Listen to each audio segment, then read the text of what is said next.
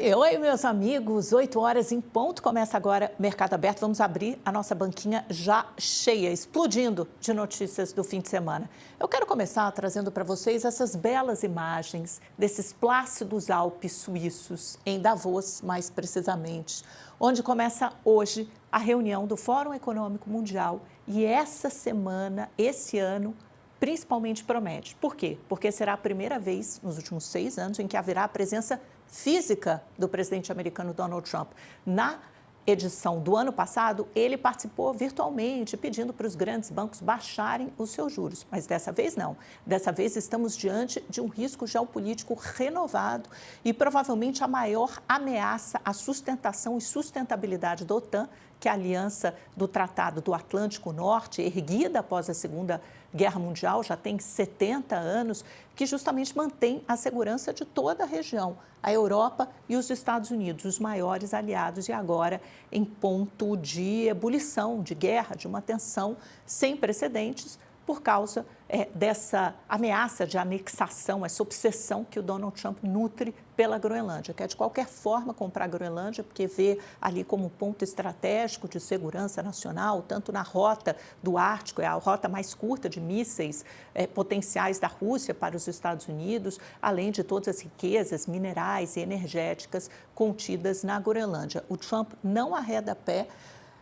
Essa semana ele chegará lá em Davos na quarta-feira de manhã, fica 48 horas, menos de 48 horas, até quinta-noite, com uma comitiva gigantesca, a maior comitiva americana a já participar de Davos. Lá estarão reunidos também mais de 400 CEOs, presidentes de grandes empresas e bancos do mundo todo, e 60 líderes, chefes de Estado e de governo. Portanto, todos os nossos olhos voltados essa semana para a Europa e também para o que vai acontecer, a repercussão, os desdobramentos.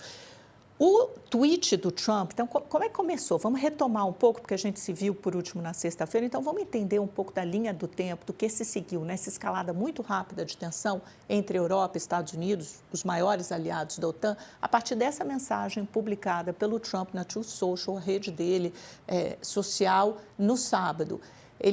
Ele começa assim, olha o tom, é um longo post, eu não vou ler todo, mas só dá ênfase aqui aos principais pontos. Subsidiamos a Dinamarca, assim como todos os países da União Europeia e outros, durante muitos anos, isentando-os de tarifas ou de qualquer forma de remuneração.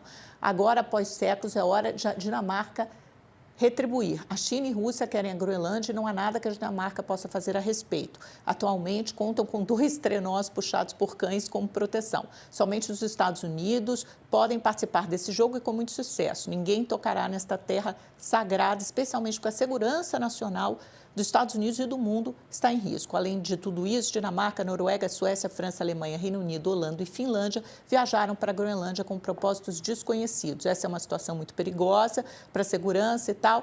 E aí ele começa a ameaçar e, a partir daí, diz que vai impor uma série de tarifas a esses 8 países europeus que ele enumera. Por que ele diz aqui que esses países viajaram para a Groenlândia? Porque eles mandaram algumas tropas de uma maneira simbólica, militares, França, Alemanha, Reino Unido, todo mundo contribui um pouco, dezenas de homens para a Groenlândia, justamente numa demonstração de que eles estão imbuídos, estão comprometidos com a segurança da terra ali próxima ao Ártico. Mas o Donald Trump entendeu isso como se a Europa estivesse dobrando a aposta e ameaçando os Estados Unidos. Não foi essa a intenção dos europeus, mas foi a forma como o presidente americano entendeu. A gente tem uma arte, preparou uma arte aqui, com os 8 países europeus que terão tarifas impostas por Trump a partir do comecinho de fevereiro, se eles não concordarem em vender a Groenlândia para os Estados Unidos. Noruega, Holanda, Reino Unido, França, Alemanha, Dinamarca, Suécia e Finlândia, ou seja, alguns dos mais tradicionais aliados, principalmente esses aqui, olha, Reino Unido, França e Alemanha, potências, as maiores economias da União Europeia. O que o Trump diz? A tarifa atual de importação é de 15%, desde aquela guerra tarifária que começou em abril, eles chegaram a um consenso de que ficaria estacionada em 15% para a União Europeia, mas a partir de 1º de fevereiro, o Donald Trump disse que vai ter um adicional de 10%, e se a partir de 1º de junho a gente não resolver esse imbróglio, essa sobretaxa aumentará para 25%. Então, isso é onde estamos.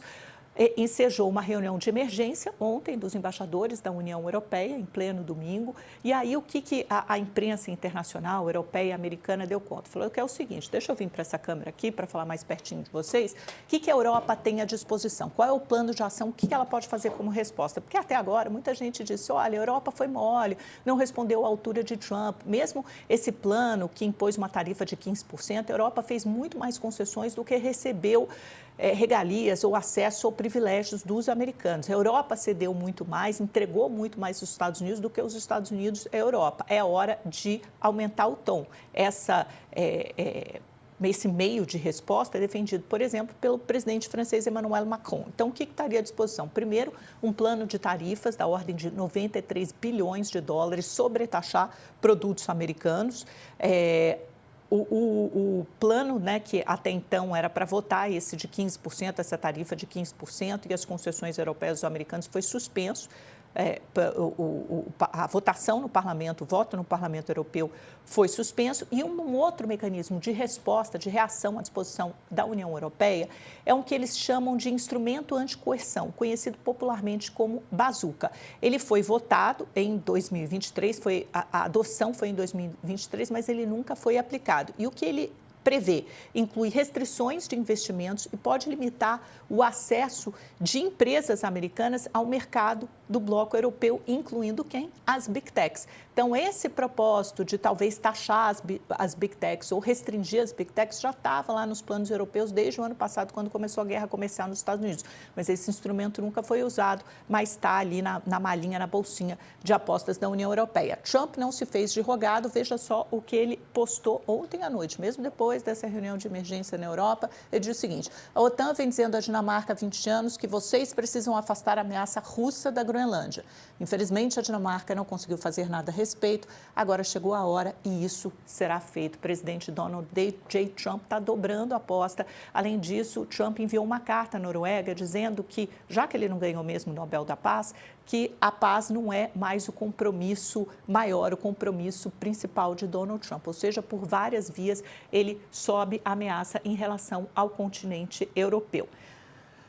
Fizemos essa introdução para falar desse assunto. Deixa eu falar brevemente de Portugal também, porque teve eleição. Haverá um segundo turno pela primeira vez em décadas, em cerca de 40 anos, e será disputado entre José Antônio Seguro, que é do Partido Socialista, segundo turno para a presidência de Portugal. Tem o primeiro-ministro, que hoje é o Luís Montenegro, e tem o presidente, tem uma função um pouco mais simbólica, menos atuante que o primeiro-ministro, mas é lógico que é uma figura muito importante, porque ele tem alguns poderes como de veto e uma série de outras, né? Pode desmanchar o parlamento e convocar novas eleições, por exemplo.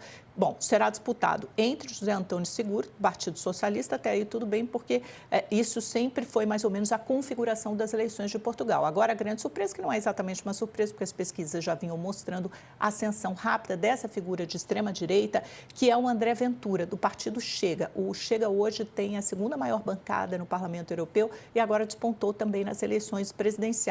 Nesse segundo turno, o favorito é o Seguro, do Partido Socialista, mas mesmo assim rompe com a configuração de Portugal, que sempre tinha de um lado o Partido Socialista e do outro lado o Partido Democrático Social, que é o PDS, que é justamente do primeiro-ministro Luís Montenegro. Então, de novo, a extrema-direita avançando e galgando degraus, galgando espaço na Europa. Vamos para um rápido intervalo, para quem acompanha a gente pela televisão, mas fique conosco, já tem entrevista falando, sabe o quê?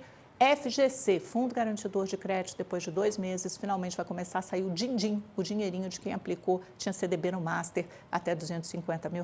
Então, fique conosco, que é bem rápido. E você que nos acompanha pelo YouTube, vamos sobrevoar os mercados, começando pela Europa. Dessa vez eu até inverti a ordem para saber como essa tensão geopolítica está repercutindo, está batendo hoje nos mercados. E vocês podem ver aqui, tudo no negativo, está batendo muito mal, uma insegurança grande, né, e crescente. Paris, queda de 1,45%, uma queda bem acentuada, assim como Frankfurt, 1,20%. Em Londres, um pouco mais contido, baixa de 0,54%. Em Madrid, queda de 0,88%. E agora vamos passar pela Ásia, porque também tem notícia importante de lá vindo da China, que bateu o crescimento de 5%, que era justamente a meta de crescimento do Partido Comunista Chinês, apesar do tarifaço de Donald Trump, apesar do cenário adverso internacional, né, muito mais complicado conflagrado. Mesmo assim, em dezembro, o crescimento em dezembro veio acima do esperado na China e ela conseguiu esses 5%. E uma nota curiosa é que a China, de novo, teve um decréscimo na sua taxa de natalidade, que agora chegou ao menor nível desde 1949, que obviamente impõe essa população que vem encolhendo ainda de 1 bilhão 400 milhões e poucos de habitantes, mesmo assim encolheu um pouco em relação ao ano passado. Isso impõe uma série de riscos, principalmente para a aposentadoria, né? Enquanto essa população vai envelhecendo, menos gente nascendo, menos gente para contribuir para a Previdência. Hong Kong e Tóquio também em queda e muito rápido. Estados Unidos e Brasil, gente, como fechou na sexta-feira, Estados Unidos numa queda moderada e o Brasil, aqui voltando os nossos olhos para Ibovespa e para dólar subiu 0,08, então estável praticamente, R$ 5,37. Esse foi o fechamento de sexta. Os mercados, obviamente, hoje devem ter uma atenção. Ibovespa, queda de 0,46%. E outro parêntese rápido é que hoje é feriado nos Estados Unidos. Os mercados ficam sem aquele norte, sem direção das bolsas americanas, por causa do feriado de Martin Luther King.